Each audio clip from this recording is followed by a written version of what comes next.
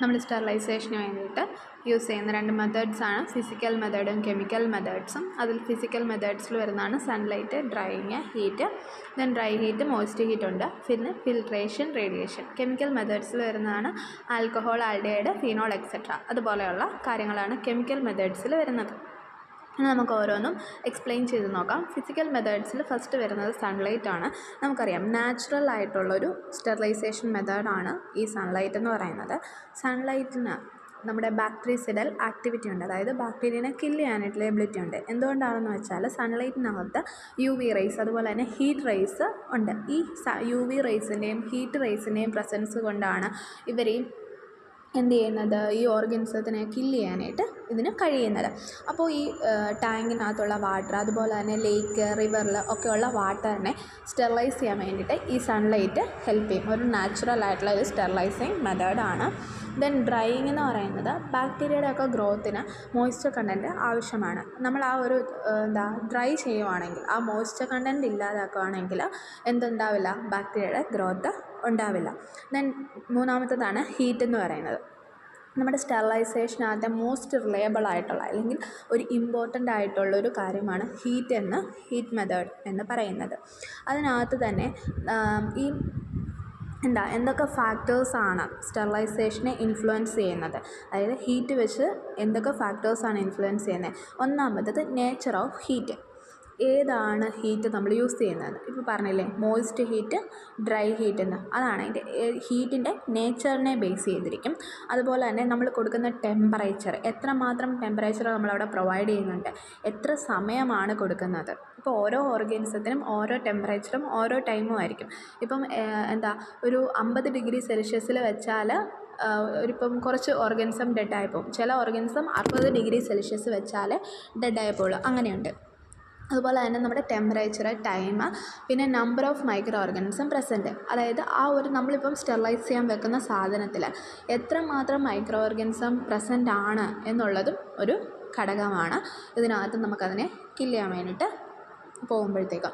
Then characteristics of the organism, അതായത് ഓർഗാനിസത്തിൻ്റെ characters, ഏത് സ്പീഷ്യസാണ്, അതാണ് മുമ്പേ പറഞ്ഞത്. ഇപ്പം ടെമ്പറേച്ചർ കൂടിയ ടെമ്പറേച്ചറിലും സർവൈവ് ചെയ്യാൻ പറ്റുന്ന ഓർഗാനിസം ആണെങ്കിൽ അതിനെ കില്ല് ചെയ്യാൻ വേണ്ടിയിട്ട് നമ്മൾ എന്ത് കൊടുക്കണം, അതിനേക്കാൾ ഇരട്ടി ഹീറ്റ് കൊടുത്താൽ മാത്രമേ അത് ഡെഡായി പോകത്തുള്ളൂ. അപ്പോൾ അത് ഏത് സ്പീഷ്യസാണ്, അത് ഏത് സ്ട്രെയിനാണ്, സ്പോർ ഫോം ചെയ്യാൻ വേണ്ടിയിട്ടുള്ള കപ്പാസിറ്റി ഉണ്ടോ. അതായത് ഈ സ്പോർ ഫോമിംഗ് എന്ന് പറഞ്ഞു കഴിഞ്ഞാൽ ചില മൈക്രോ ഓർഗാനിസംസ് അല്ലെങ്കിൽ ബാക്ടീരിയ ഒക്കെ എന്താ ചെയ്യുന്നത് വെച്ചാൽ അതിനൊരു അൺഫെയറബിൾ ആയിട്ടുള്ള കണ്ടീഷനിൽ ഇത് എന്തായിട്ട് മാറും, സ്പോറായിട്ട് മാറും. പിന്നീട് അതൊരു ഫേവറബിൾ കണ്ടീഷനിൽ വരുമ്പോഴാണ് വീണ്ടും അത് ബാക്ടീരിയ ആക്റ്റീവായിട്ട് ഇൻഫെക്ഷൻ കോസ് ചെയ്യുന്നൊരു ബാക്ടീരിയ ആയിട്ട് മാറുന്നത്. ഈ സ്പോർ ഫോമിങ് ചെയ്ത് കഴിഞ്ഞാൽ ഈ സ്പോർ എന്ന് പറയുന്നത് ഹൈലി ഹീറ്റ് റെസിസ്റ്റൻ്റ് ആയിട്ടുള്ളൊരു ഫോമാണ്. അപ്പോൾ നമുക്കതിനെ കില്ല് ചെയ്യാനായിട്ട് പാടാണ്. അപ്പോൾ അങ്ങനെയുള്ള സ്പോർ ഫോമിങ് കപ്പാസിറ്റി ഉള്ള ബാക്ടീരിയ ആണോ, ഏത് സ്പീഷ്യസ് ആണ്, ഏത് സ്ട്രെയിൻ ആണ്, അങ്ങനെയുള്ള ആ ഓർഗാനിസത്തിൻ്റെ ക്യാരക്ടേഴ്സ്, പിന്നെ അതുപോലെ തന്നെ ഏത് ടൈപ്പ് ഓഫ് മെറ്റീരിയലിൽ നിന്നാണ് നമുക്ക് ഈ ഓർഗാനിസത്തിനെ ഇറാഡിക്കേറ്റ് ചെയ്യേണ്ടത്, അതായത് മാറ്റേണ്ടത് എന്നുള്ളതെല്ലാം ഇതിനെ ഇൻഫ്ലുവൻസ് ചെയ്യുന്ന, സ്റ്റെറിലൈസേഷനെ ഇൻഫ്ലുവൻസ് ചെയ്യുന്ന ഫാക്ടേഴ്സാണ്. ഇനി നമ്മൾ പറഞ്ഞു 2 തരത്തിലുള്ള ഹീറ്റ് ഉണ്ടെന്ന്, ഡ്രൈ ഹീറ്റും മോയ്സ്റ്റ് ഹീറ്റ്. ഈ ഡ്രൈ ഹീറ്റ് എന്ന് പറഞ്ഞു കഴിഞ്ഞാൽ എങ്ങനെ ഓർഗാനിസത്തിനെ കില്ല് ചെയ്യുന്നതെന്ന് വെച്ചാൽ അതിൻ്റെ പ്രോട്ടീൻ ഡീനാച്ചുറേഷൻ അല്ലെങ്കിൽ ഓക്സിഡേറ്റീവ് ഡാമേജ്, അതുപോലെ തന്നെ ടോക്സിക് എഫക്റ്റ്, ആ ഇലക്ട്രോലൈറ്റ്സിൻ്റെ ടോക്സിക് എഫക്റ്റ് ഒക്കെ മൂലമാണ് ഓർഗാനിസത്തിനെ കില്ല് ചെയ്യുന്നത്. അതായത് അതിൻ്റെ ആ പ്രോട്ടീൻ, ഓർഗാനിസം മേഡ് ചെയ്തിരിക്കുന്നത് ആ പ്രോട്ടീൻ വെച്ചിട്ടാണ്. ആ പ്രോട്ടീനെ ഡീഗ്രേഡ് ചെയ്ത് കഴിഞ്ഞാൽ ഓർഗാനിസം ഡെഡായി പോകും. അപ്പം പ്രോട്ടീൻ ഡീനാച്ചുറേഷനാണ് മെയിനായിട്ടും ഡ്രൈ ഹീറ്റ് വഴി ഉദ്ദേശിക്കുന്നത്. മോയ്സ്റ്റ് ഹീറ്റ് എന്ന് പറയുമ്പോഴത്തേക്കും കൊയാഗുലേഷൻ അല്ലെങ്കിൽ അതിനകത്തുള്ള എൻസൈംസ്, പിന്നെ സ്ട്രക്ചറൽ പ്രോട്ടീൻസിനെയൊക്കെ ഡീനേച്ചർ ചെയ്ത് കളയുക. ആ ഒരു രീതിയിലാണ് മോയ്സ്റ്റ് ഹീറ്റ് വഴി മൈക്രോ ഓർഗാനിസത്തിനെ കില്ല് ചെയ്യുന്നത്. ഇനി നമ്മുടെ ഓരോന്നും എക്സ്പ്ലെയിൻ ചെയ്ത് നോക്കണം. ഡ്രൈ ഹീറ്റ് വഴി നമ്മൾ യൂസ് ചെയ്യുന്നത് ഒന്ന് റെഡ് ഹീറ്റ്. ഈ റെഡ് ഹീറ്റ് എന്ന് പറഞ്ഞു കഴിഞ്ഞാൽ നമ്മുടെ ബൺസൺ ബർണറിൽ നമ്മൾ ലൂപ്പൊക്കെ മൈക്രോ ഓർഗാനിസത്തിനെ ഇനോക്കുലേറ്റ് ചെയ്യാൻ വേണ്ടിയിട്ടൊക്കെ യൂസ് ചെയ്യുന്ന ലൂപ്പൊക്കെ നമ്മൾ ഹീറ്റ് ചെയ്യണം. ഹീറ്റ് ചെയ്യാമെന്ന് പറഞ്ഞു കഴിഞ്ഞാൽ അത് റെഡ് ഹോട്ട് ആവുന്നത് വരെയാണ് ഹീറ്റ് ചെയ്യേണ്ടത്. അങ്ങനെ റെഡ് ഹോട്ട് ആവുന്നത് വരെ ഹീറ്റ് ചെയ്ത് ആണ് നമ്മളതിനെ സ്റ്റെറിലൈസ് ചെയ്യുന്നത്. ലൂപ്പ് സ്റ്റെറിലൈസ് ചെയ്യുന്നത് നമ്മളിങ്ങനെ ഫ്ലെയിമിൽ കാണിച്ച് അത് റെഡ് ഹോട്ട് ആവുന്നത് വരെ നമ്മൾ ഹീറ്റ് ചെയ്യും. ഇതിന് വേണ്ടി ലൂപ്പ് ഉണ്ടാക്കാൻ വേണ്ടിയിട്ട് യൂസ് ചെയ്യുന്ന വയറെന്ന് പറയുന്നത് നിക്രോം വയറാണ്. ആ ലൂപ്പ് നമ്മൾ ബർണറിൽ വെച്ചിട്ട് ഫ്ലെയിമിൽ വെച്ച് നമ്മൾ എന്ത് ചെയ്യുന്നു, റെഡ് ഹോട്ട് ആവുന്നത് വരെ ഹീറ്റ് ചെയ്യുന്നു. ആ റെഡ് ഹോട്ട് ആവുന്നതാണ് ഇതിൻ്റെ കറക്റ്റ് സ്റ്റെറിലൈസേഷൻ എന്ന് പറയുന്നത്. ഇനി രണ്ടാമത്തേതെന്ന് പറയുന്നത് ഫ്ലെയിമിംഗ് ആണ്. ഫ്ലെയിമിംഗ് എന്ന് പറയുമ്പോഴത്തേക്കും അതായത് നമ്മൾ മറ്റേ റെഡ് ഹീറ്റ് ഉപയോഗിച്ച് നമ്മൾ എന്തൊക്കെയാണ് ചെയ്യുന്നത്, ഇനോക്കുലേറ്റിംഗ് വയേഴ്സ്, ലൂപ്പിനെയൊക്കെ സ്റ്റെറിലൈസ് ചെയ്യും. അതുപോലെ തന്നെ ഫോർസിപ്പിൻ്റെയൊക്കെ ടിപ്സ്, പിന്നെ എന്താ സ്പാച്ചുലയുടെയൊക്കെ സർഫസ്, നീഡിൽസ്, അതൊക്കെ സ്റ്റെറിലൈസ് ചെയ്യാൻ വേണ്ടിയിട്ടാണ് നമ്മൾ റെഡ് ഹീറ്റ് യൂസ് ചെയ്യുന്നത്. അതുപോലെ തന്നെ അടുത്തത് ഫ്ലെയിമിങ്. ഫ്ലെയിമിംഗ് എന്ന് പറയുന്നത് നമ്മുടെ ഗ്ലാസ് സ്ലൈഡ്, സ്കാൽപ്പൽസ്, പിന്നെ കൾച്ചർ ട്യൂബ്സിൻ്റെയൊക്കെ മൗത്ത് ഒക്കെ എന്താ നമ്മൾ ഫ്ലെയിം ചെയ്ത് ജസ്റ്റ് അത് ഓപ്പൺ കൾച്ചർ ട്യൂബ്സൊക്കെയാണ് നമ്മൾ ഓപ്പൺ ചെയ്ത് കഴിയുമ്പോഴത്തേക്കും അതിനകത്ത് മൈക്രോ ഓർഗാനിസം വരാതിരിക്കാൻ വേണ്ടി അതിൻ്റെ മൗത്ത് പാർട്സ് ഹീറ്റിലൊന്ന് നമ്മുടെ ഫ്ലെയിമിലൊന്ന് കാണിക്കും. അതാണ് ഫ്ലെയിമിംഗ് എന്ന് പറയുന്നത്. Then next incineration. ഇൻസിനറേഷൻ എന്ന് പറയുന്നത് അല്ലെങ്കിൽ ഇൻസിനറേറ്റർ എന്ന് പറയും. നമ്മൾ ഇതിനകത്ത് എന്താണ് നമ്മൾക്ക് ഇതിന് വേണ്ടിയിട്ട് യൂസ് ചെയ്യുന്നത്, അതായത് ശരിക്കും നമ്മുടെ മെറ്റീരിയൽസ് നമ്മൾ ഫുള്ളായിട്ട് കത്തിച്ച് കളയുക. ഇൻസിനറേറ്റർ എന്ന് പറയുന്നത് നമ്മൾ അതിനകത്തിട്ട് ഫുള്ളായിട്ട് കത്തിച്ച് കളഞ്ഞ് ചാരമാക്കി മാറ്റുക എന്നുള്ളൊരു ഇതാണ് ശരിക്കും ഇൻസിനറേറ്ററിൽ നമ്മൾ യൂസ് ചെയ്യുന്നത്. അതിൽ എന്തൊക്കെയാണ് നമ്മൾ യൂസ് ചെയ്യുന്നതെന്ന് വെച്ചാൽ സോളിഡായിട്ടുള്ള ഡ്രസ്സിങ്സ്, ഇപ്പം എന്തെങ്കിലും ആനിമൽസിൻ്റെയൊക്കെ കാർക്കസ്, പിന്നെ ഇപ്പോൾ ഹോസ്പിറ്റലിലൊക്കെ ആണെങ്കിൽ പേഷ്യൻസിൻ്റെയൊക്കെ ബ്ലഡൊക്കെ വന്ന് അങ്ങനെ കണ്ടാമിനേറ്റഡ് ആയിട്ടുള്ള അല്ലെങ്കിൽ അതൊക്കെ ഉള്ള ക്ലോത്ത്സും കാര്യങ്ങളും ഒക്കെ പതോജനിക് ആയിട്ടുള്ള മെറ്റീരിയൽസ് കളയാൻ വേണ്ടിയിട്ടുള്ള പതോജനിക് ആയിട്ടുള്ള എല്ലാ മെറ്റീരിയൽസും നമ്മൾ ഇൻസിനറേറ്ററിൽ ഇട്ട് അത് ഫുള്ളായിട്ട് കത്തിച്ച് കളയുകയാണ് ചെയ്യുന്നത്. അതാണ് ഇൻസിനറേഷൻ എന്ന് പറയുന്നത്. അടുത്തതാണ് നമ്മുടെ ഹോട്ട് എയർ ഓവൻ. നമ്മുടെ ലാബിലൊക്കെ സ്റ്റെറിലൈസേഷന് വേണ്ടിയിട്ട് ഹോട്ട് എയർ ഓവൻ യൂസ് ചെയ്യും. എന്തൊക്കെയാണ് സ്റ്റെറിലൈസേഷൻ വെക്കുന്നതെന്ന് വെച്ചാൽ പെട്രി പ്ലേറ്റ്, നമ്മുടെ കൾച്ചർ ചെയ്യാൻ വേണ്ടിയിട്ടുള്ള പ്ലേറ്റ്സ്, ട്യൂബ്സ്, പിന്നെ അതുപോലെ തന്നെ പിപ്പറ്റ്സ്, ടിപ്പ്, അങ്ങനെയുള്ള എല്ലാം സ്റ്റെറിലൈസ് ചെയ്യാൻ വേണ്ടിയിട്ട് നമ്മൾ ഹോട്ട് എയർ ഓവൻ യൂസ് ചെയ്യും. അപ്പോൾ ഡ്രൈ ഹീറ്റ് വെച്ചിട്ട് നമ്മൾ കോമൺലി കൂടുതലായിട്ട് മോസ്റ്റ് വൈഡ്ലി യൂസ് ചെയ്യുന്ന ഒരു സ്റ്റെറിലൈസേഷൻ മെത്തേഡാണ് ഹോട്ട് എയർ ഓവൻ എന്ന് പറയുന്നത്. അതിനകത്ത് എന്താണ് ഹൈ ടെമ്പറേച്ചറിൽ വിത്ത്സ്റ്റാൻഡ് ചെയ്യാനായിട്ട് എബിലിറ്റി ഉള്ള മൈക്രോ ഓർഗാനിസത്തിനെ വഴിയും അതായത് ഹൈ ടെമ്പറേച്ചറിൽ വഴി നമുക്ക് വിത്ത്സ്റ്റാൻഡ് ചെയ്യാൻ പറ്റുന്ന മെറ്റീരിയൽസാണ് ഇതിൽ ഉപയോഗിക്കുന്നത്. അതായത് ഇപ്പോൾ നമ്മൾ ഇതിനകത്ത് വെക്കുന്ന പെട്രി പ്ലേറ്റ് വെക്കുമെന്ന് പറഞ്ഞു. ആ പെട്രി പ്ലേറ്റ് എന്ന് പറയുന്നത് കുപ്പി, നല്ല കട്ടിയുള്ള കുപ്പിയുടെ ടൈപ്പ് പെട്രി പ്ലേറ്റ്സും ട്യൂബ്സും കാര്യങ്ങളും ഒക്കെയാണ് വെക്കുന്നത്. അപ്പോൾ അതിനകത്ത് ഹീറ്റ് കൊടുത്താലും അതിനൊന്നും സംഭവിക്കുന്നില്ല, അതിൻ്റെ ഷേപ്പോ കാര്യങ്ങളോ ഒന്നും വ്യത്യാസം വരുന്നില്ല.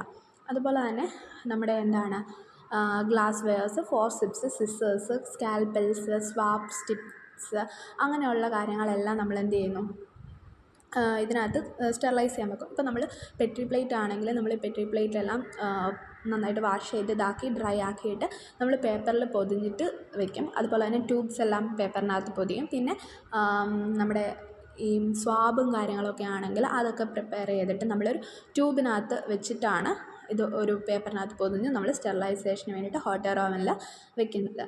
ഓക്കെ, ഇനി ഈ ഹോട്ട് എയർ ഓവൻ എന്ന് പറയുന്നത് ഇലക്ട്രിക്കലി നമ്മൾ ഹീറ്റ് കൊടുക്കുകയാണ്.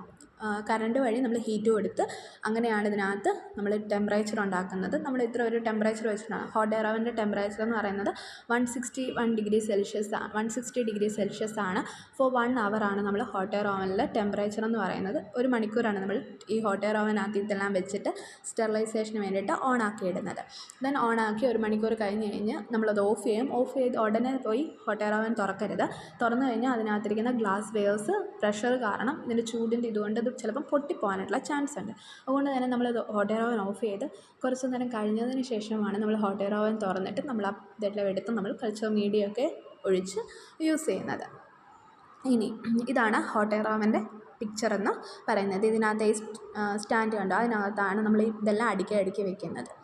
ദെൻ ഇതിൻ്റെ ഹോൾഡിംഗ് ടെമ്പറേച്ചർ എന്ന് പറയുന്നത് 160 ഡിഗ്രി സെൽഷ്യസ് ആണെങ്കിൽ 2 hours, 170 ഡിഗ്രി സെൽഷ്യസ് ആണെങ്കിൽ 1 hour, 180 ഡിഗ്രി സെൽഷ്യസ് ഒക്കെ ആണെങ്കിൽ നമുക്ക് 30 മിനിറ്റോളം വെച്ചാൽ മതി. ഇനി ഈ ഒപ്താൽമിക് സർജറി അങ്ങനെയുള്ള ഒരു സർജറിയുടെയൊക്കെ കേസിലാണെങ്കിൽ നമ്മുടെ ഈ കട്ട് ചെയ്യുന്ന ഇൻസ്ട്രുമെൻറ്റ്സൊക്കെ സ്റ്റെറിലൈസ് ചെയ്യുന്നത് 150 ഡിഗ്രി സെൽഷ്യസിൽ 2 മണിക്കൂറാണ് വെക്കുന്നത്. ഓക്കെ,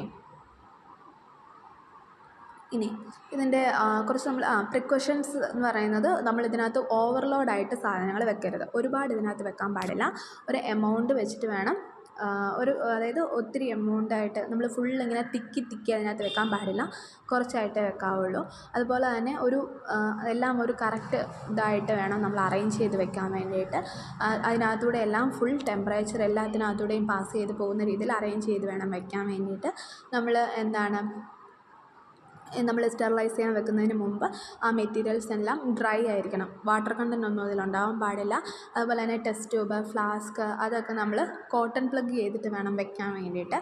പിന്നെ പെട്രി ഡിഷും പിപ്പറ്റും ഒക്കെ ആണെങ്കിൽ പേപ്പറിനകത്ത് ചുറ്റിയിട്ട് വേണം വെക്കണം. അതുപോലെ തന്നെ റബ്ബർ മെറ്റീരിയൽസ് അല്ലെങ്കിൽ ഇൻഫ്ലേമബിൾ ആയിട്ടുള്ള മെറ്റീരിയൽസ് ഒന്നും നമ്മളിതിനകത്ത് വെക്കാൻ പാടില്ല. അതുപോലെ തന്നെ ഓവനൊന്ന് കൂളായതിന് ശേഷം മാത്രമേ നമുക്ക് ഒന്ന് തുറക്കാനായിട്ട് പാടുള്ളൂ. അല്ലെങ്കിൽ ആ ഗ്ലാസ് വെയേഴ്സ് എന്ത് ചെയ്യും, പെട്ടെന്നുള്ള ഇതിൽ പൊട്ടിപ്പോകാനുള്ള ചാൻസ് ഉണ്ട്. അതാണ് അതിൻ്റെ അകത്തുള്ള പ്രിക്കോഷൻസ് എന്ന് പറയുന്നത്. അപ്പോൾ നമ്മൾ ഹോട്ട് എയർ ഓവൻ്റെ യൂസ് എന്ന് പറയുന്നത് എന്താണ്? ഗ്ലാസ് വെയേഴ്സ് ആയിട്ടുള്ള glass syringe, Petri dish, pipette, test tube, surgical instrument ആയിട്ടുള്ള സ്കാൽപ്പൽ, സിസേഴ്സ്, ഫോർസിപ്സ്, കെമിക്കൽ ലിക്വിഡ് ആയിട്ടുള്ള പാരഫിൻ, ഫാറ്റ്സ് ഇതൊക്കെ സ്റ്റെറിലൈസ് ചെയ്യാൻ വേണ്ടിയിട്ടാണ് ഹോട്ട് എയർ ഓവൻ യൂസ് ചെയ്യുന്നത്. ഇനി സ്റ്റെറിലൈസേഷൻ കൺട്രോൾസ് എന്ന് പറയുന്നത് ഇതിനകത്ത് ബാസിലസ് സബ്സ്പീഷ്യസ് നൈഗറിൻ്റെ സ്പോർസ്, തെർമോകപ്പിൾസ് അതൊക്കെ നമ്മുടെ സ്റ്റെറിലൈസേഷൻ കറക്റ്റായോ എന്നറിയാൻ വേണ്ടിയിട്ട് നമ്മൾ യൂസ് ചെയ്യുന്ന.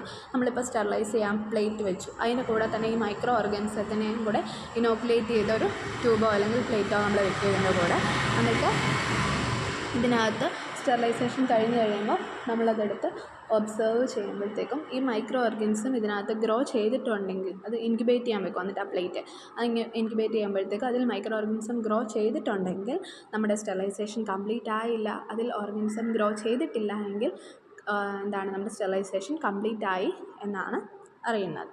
അതുപോലെ തന്നെ പിന്നെ വേറൊന്നാണ് ബ്രൗണി ട്യൂബ് എന്ന് പറയുന്നത്. അതായത് ആ ട്യൂബിനകത്ത് റെഡ് കളറിലൊരു സൊല്യൂഷൻ ആയിരിക്കും ഉള്ളത്. ആ റെഡ് കളറിലുള്ള സൊല്യൂഷൻ നമ്മൾ എന്ത് ചെയ്യുന്നു, ഇതിനകത്തേക്ക് വെക്കും. ഈ സ്റ്റെറിലൈസ് ചെയ്യുന്ന കൂടത്തിൽ വെക്കും. അങ്ങനെ വെച്ച് കഴിഞ്ഞാൽ തിരിച്ചതെടുക്കുമ്പോഴത്തേക്കും ഈ റെഡ് കളറ് ഗ്രീൻ കളറായി മാറിയിട്ടുണ്ടെങ്കിൽ പ്രോപ്പറായിട്ട് സ്റ്റെറിലൈസേഷൻ നടന്നിട്ടുണ്ട് എന്ന് നമുക്കറിയാനായിട്ട് പറ്റും. അപ്പോൾ ഈ സൊല്യൂഷനകത്ത് നമ്മൾ ഈ ഓർഗാനിസത്തിനെ ഇനോക്കുലേറ്റ് ചെയ്യും, എന്നിട്ടാണ് ഇത് കൊടുക്കുന്നത്. പിന്നെ വരുന്നത് മോയിസ്റ്റ് ഹീറ്റാണ്. മോയിസ്റ്റ് ഹീറ്റ് എന്ന് പറയുന്നത്